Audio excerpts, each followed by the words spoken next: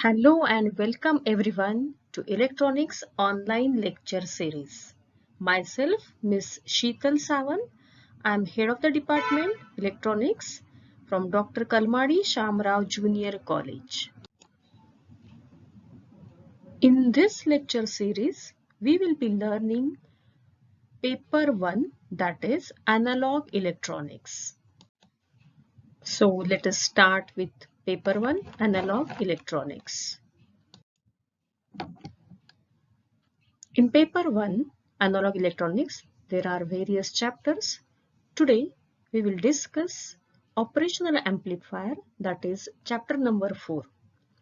In this Operational Amplifier, I have divided this chapter in 4 main categories.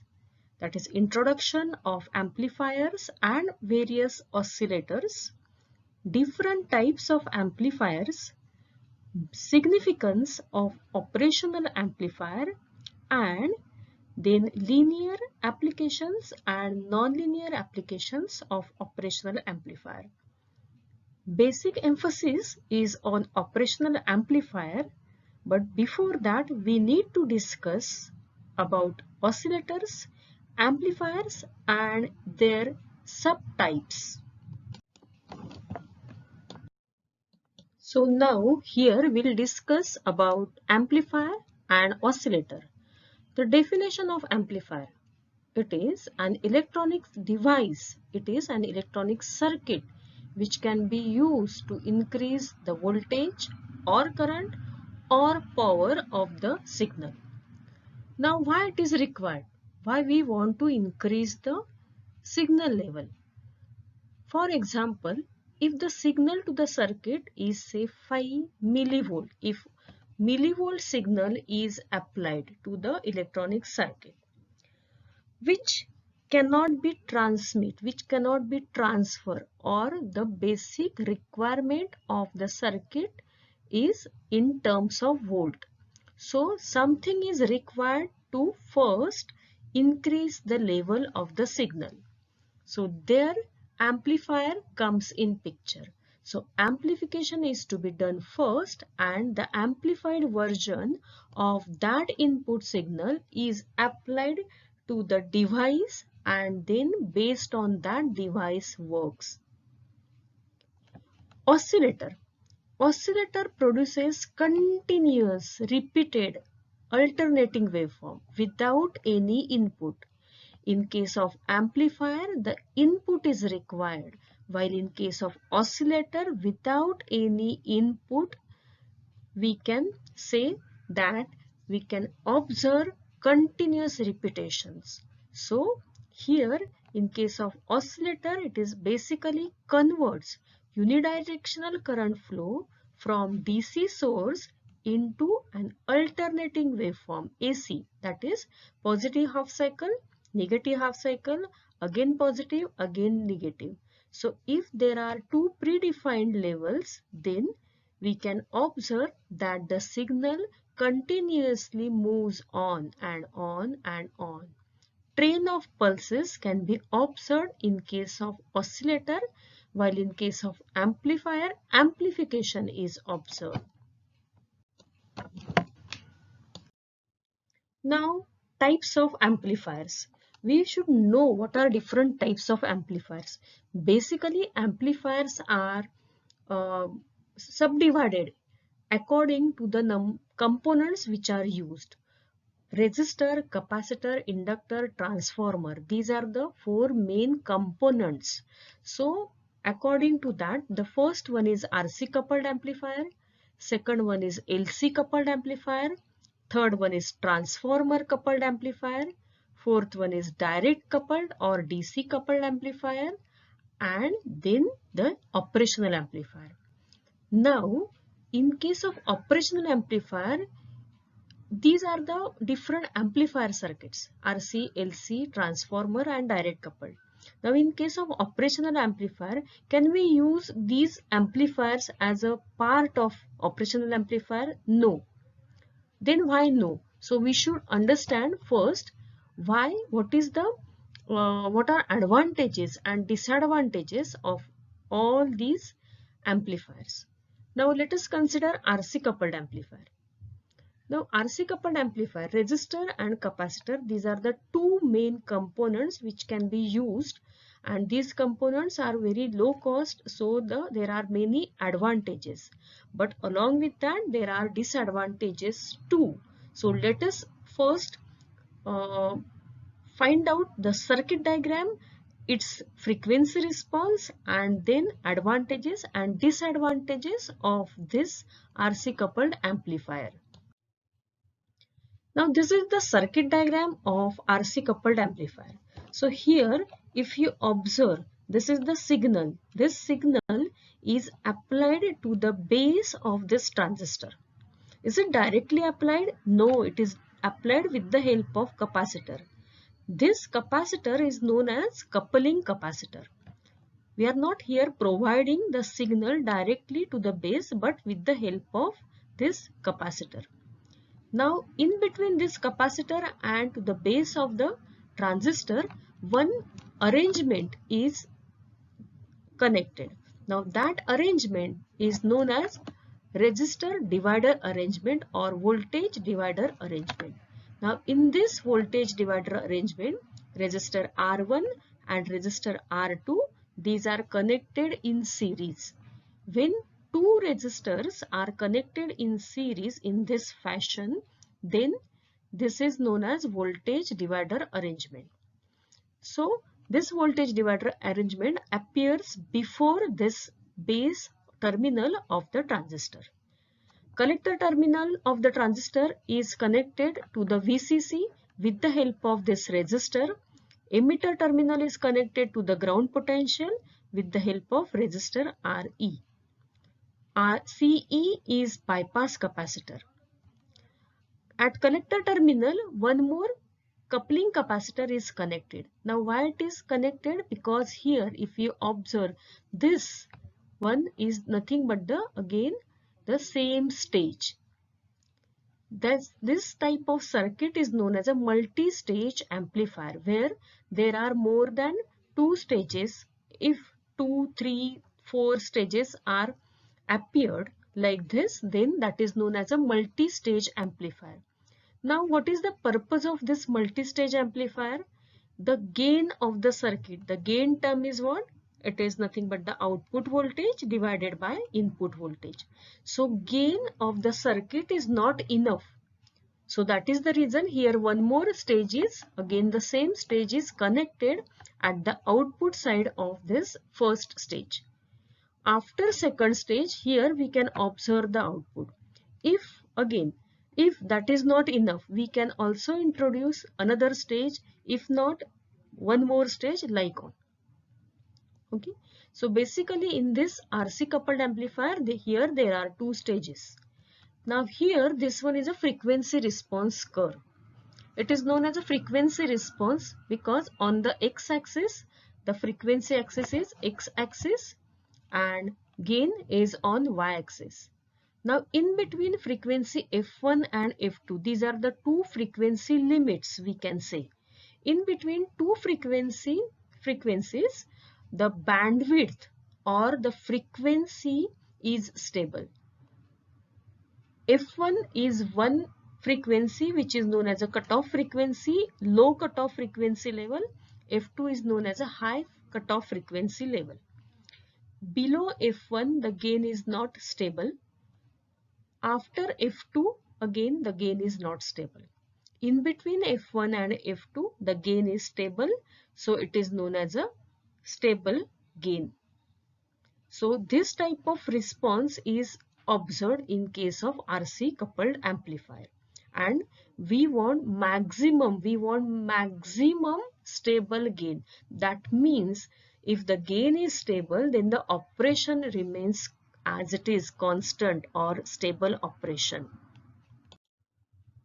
Now what are the advantages and disadvantages? As I said earlier, this is the basic circuit. So there are many advantages, but along with that disadvantages are also there. Components used are only resistor capacitors. So it is not expensive, low cost circuit. It is very compact and extremely light in weight because of few components only, and these components are also light in weight. Frequency response is excellent in between f1 and f2. We get that is known as a bandwidth. So the gain is stable in between f1 and f2, and it offers constant gain over wide frequency band, but associated with this disadvantages. It has low voltage and power gain. Then it is unsuitable for low frequency application, that is below f1. Below f1 the gain is not stable. So for low frequency application it is not suitable. Very low frequency, that is known as what? AC signals cannot be amplified. Same way DC, that is what? Zero frequency signals that cannot be amplified with the help of RC coupled amplifier. It has poor impedance matching. And also one more thing, that is tendency to become noisy with times. It has a tendency. Also narrow bandwidth. Although in between f1 and f2 the bandwidth is, we observed that bandwidth in previous slide, but that is the frequency. If we compare this thing with frequency, that is not enough. So these are the disadvantages of RC coupled amplifier. So now we have to move to the next amplifier. So what is that next amplifier? That is direct coupled amplifier. Now the name itself indicates, suggests what? That is a directly coupled without using any coupling component. Signal is directly applied to the base of the transistor. So once the transistor is in working condition, once transistor biases itself, then we can observe the output. If you observe at emitter terminal, there is no resistor, there is no capacitor. It is directly connected to the ground potential. Its collector terminal is directly connected to the base of another transistor. So here T1, T2, T3, these are the three transistors. If you observe carefully, T1 and T3, these are what? NPN transistors, and T2 is PNP transistor. Now it, according to the application, according to the requirement, we can make the changes. T3 is at output side. Directly we can collect the output. Okay, so without using any external capacitors, here directly the signal is coupled with first stage as well as in case if we want second stage. Now what are its advantages and disadvantages? We have overcome disadvantages which we faced in case of RC coupled, but still some disadvantages are there. So advantages, that is low frequency signals or zero frequency signals, we can transmit that thing. Then it is a low cost circuit. It has excellent frequency response, and it is very simple because of minimum resistors and capacitors. But disadvantages are also there. So what are those disadvantages? At low frequencies, capacitor fail and it acts like a short circuit. If you observe carefully, there were no capacitor, but we have to connect capacitor. Sometimes it is required. So that low frequencies capacitor fail. Its output changes with age and time, and also in change in supply voltage. So again the frequency response is unstable. It cannot amplify high frequency signals. Then the poor temperature stability. Even if the input is AC, DC components are also observed. Any noise or stray pickup appearing at the input of the amplifier becomes appreciable at the output due to what? High gain. DC coupled amplifier is known as high gain amplifier, but because of this high gain only we come across the one disadvantage, that is noise or stray pickup can be appeared. So again we have to move to the next amplifier, and what is that? that is nothing but the differential amplifier. Now, in case of differential amplifier, the name itself indicates that it has two different input signals. Earlier, that is RC coupled amplifier, LC coupled amplifier, transformer coupled, direct coupled, those amplifiers have only one input signal. But in case of differential amplifier, we have two different input signals can be applied, and at the output side the difference can be amplified. So now what are the advantages? The first one, it can be used as basic building block in case of operational amplifier. It can amplify both AC as well as DC signals. Frequency response is independent. Drift is also minimized. It can amplify the difference between two signals, at the same time reject common signal. It has noise cancellation property. It can reduce external interference. And the main one is the nature of this amplifier is linear. So these are the advantages why we are using differential amplifier as basic building block in case of operational amplifier.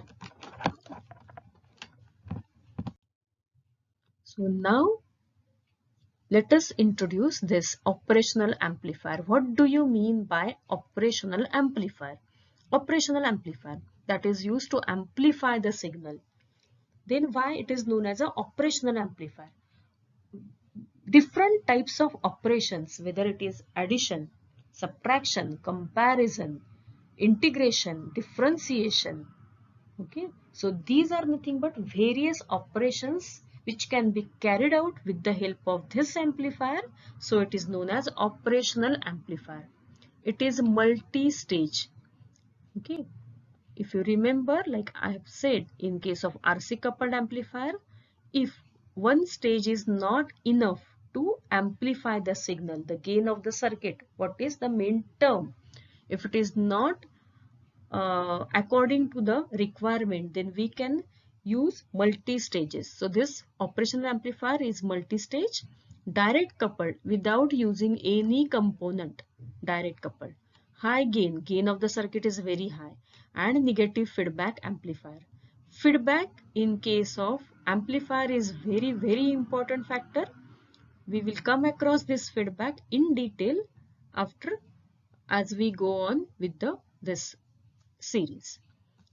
Main purpose of this amplifier is to amplify AC and DC signals, AC as well as DC signals.